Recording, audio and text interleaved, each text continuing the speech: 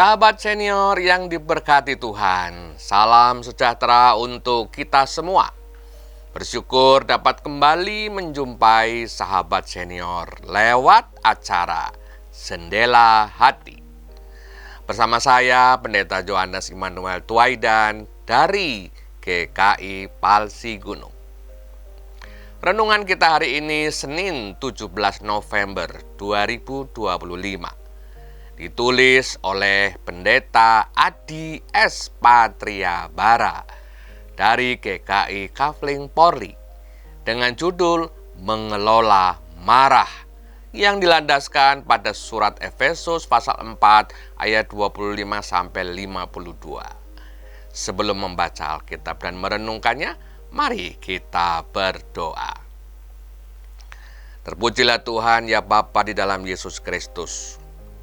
Bersama Jendela Hati, kami diberi kesempatan untuk membuka hati dan menyambut sabda Tuhan yang menguatkan kami, yang menuntun kami untuk makin hari makin dekat kepadamu. Oh Tuhan, pimpinlah kami sehingga kami merasa tenang berada di dekat-Mu melalui Jendela Hati pada saat ini. Terima kasih, kami berdoa di dalam nama Yesus Kristus. Amin. Sahabat senior, nas Alkitab yang akan menjadi pusat perenungan kita hari ini adalah Efesus 4 ayat 26-27. Saya akan bacakan dulu. Apabila kamu menjadi marah, janganlah berbuat dosa.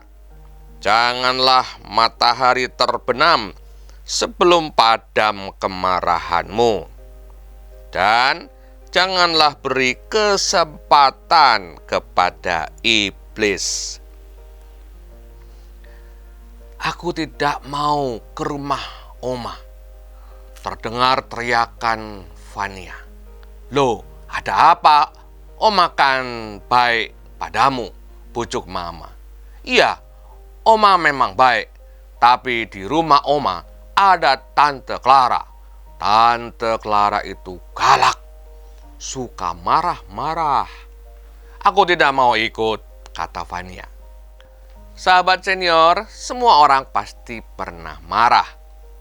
Coba bayangkan, seperti apa wajah kita saat marah.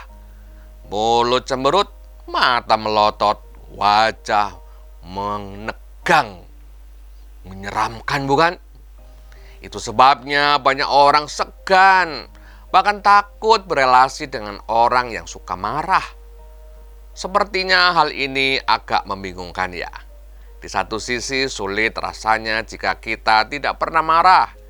Namun di sisi lain, kemarahan terkadang berdampak kurang positif bagi orang lain. Nah, ada tips sederhana, tetapi hebat dari Alkitab. Jika kamu marah, jangan sampai matahari terbenam. Jadi, marah boleh, tetapi jangan terlalu lama. Setelah itu, berdamailah kembali. Mungkin kemarin wajah kita cemberut dan menyeramkan, tetapi kini wajah kita teduh dan menyejukkan. Sahabat senior, marah adalah emosi yang wajar dialami manusia. Bahkan terkadang perlu dilakukan agar terjadi perbaikan atau perubahan ke arah yang lebih baik. Namun, marah perlu dikelola agar tidak berlarut-larut dan menyebabkan luka di hati orang lain.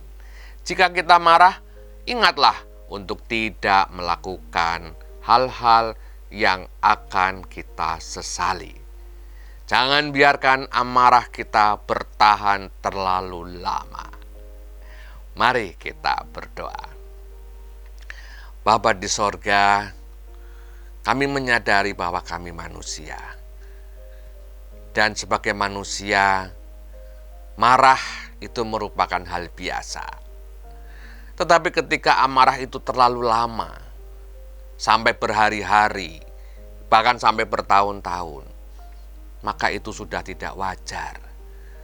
Karena itu Tuhan, pakailah kami, urapilah kami, buatlah kami mampu untuk mengendalikan diri kami, sehingga kami bisa mengelola amarah kami, bukan dengan kekuatan kami, tetapi dengan kekuatan Tuhan.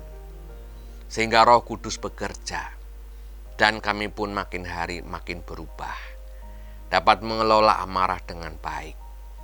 Oh Tuhan, terima kasih. Kami menyerahkan sepenuhnya pada hari ini kepadamu. Terpujilah namamu di dalam nama Yesus Kristus.